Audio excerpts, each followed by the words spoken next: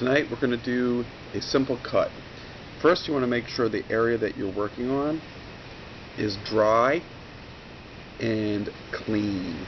That's key, dry and clean. We're going to be using some putty for this cut. Make sure that your fingertips are actually clean. I would suggest to actually keep baby wipes or rubbing alcohol nearby, or alcohol wipes, to keep them from sticking to your fingers. You don't want the putty to stick to your finger. You smooth the edges out. Don't worry about blending the color.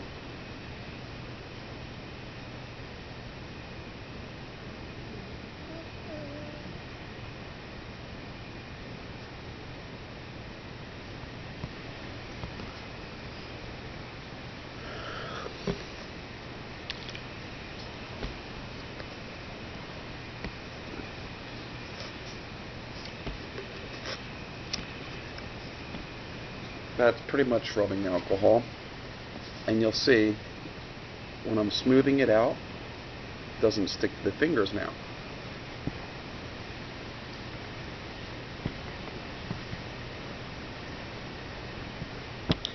Skin putty can be hard to work with. You want to make it as smooth as possible.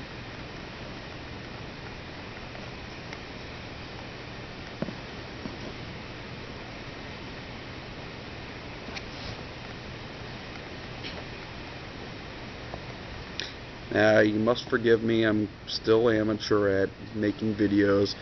Good about doing this stuff myself, but when it comes to teaching other people how to do it, it's kind of a new experience for me. So I really hope that this is not going to be like, yeah, he doesn't know what the hell he's doing.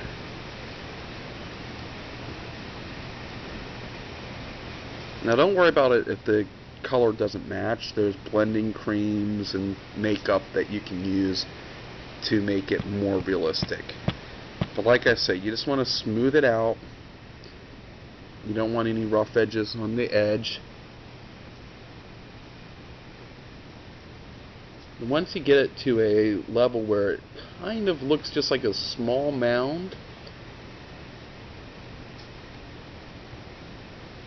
like such, you want to kind of then take a dry finger. I usually use some kind of burlap and kind of get it to have a little bit of a rough skin-like texture. You can use your finger, which basically a dry finger without the rubbing alcohol. That's why baby wipes work really well. And then just kind of tap around to get it to look a little bit more like skin. Because the skin is not perfect. It's wrinkled and not always approved by beauty makeup. So, now that we have our layer of skin, you want to take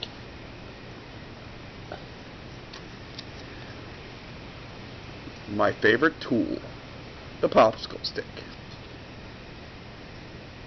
Just make your cut as so. Now, oop, got a little bit of red there. That's fine. Popsicle stick had a little bit of red on it. That's okay. Now remember, depending on what kind of cut you want, you can use your fingers. Do a jagged cut. You can do a narrow cut. This is kind of a deep wound, a little bit puffy.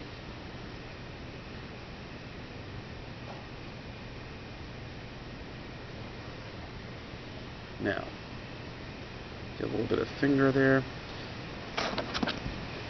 Now what I like to do here is take a palette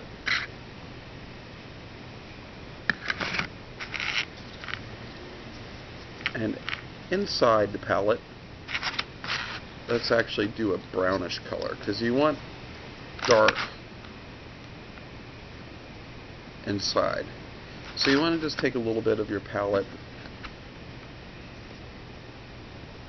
just put a little bit of, I prefer brown to black, because it gives more of an illusion of muscle tone when you add the red and the blood. It's all preference though. Whoops. It's okay. Since this is just a sketch, that's fine. Now I'll take a little red.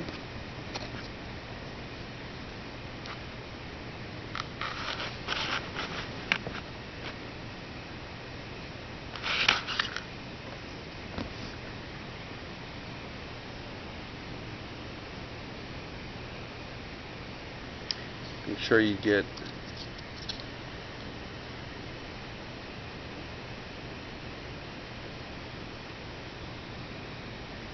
the red kind of mixed in there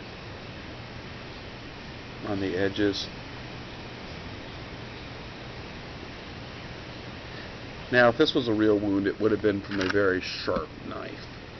You can see how the blood, the brown, is a little more realistic with the red.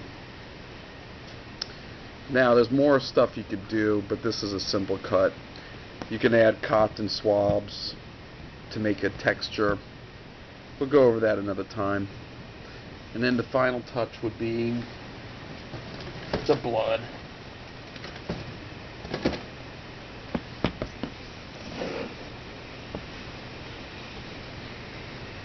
Dun, dun, dun.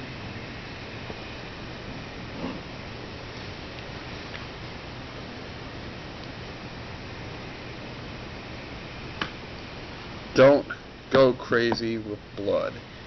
This is a common mistake that everybody makes. Is they go crazy with the blood. You don't want to go crazy with the blood. Another favorite, Q-tip. Dip the Q-tip in the blood.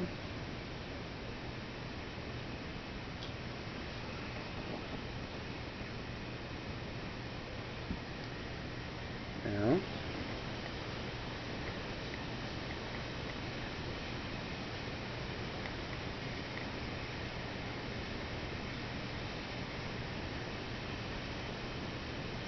it gives that nice little moist look.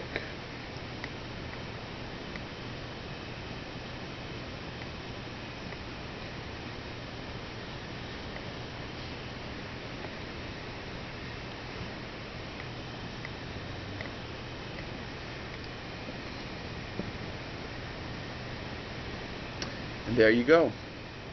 A simple but yet disgusting cut.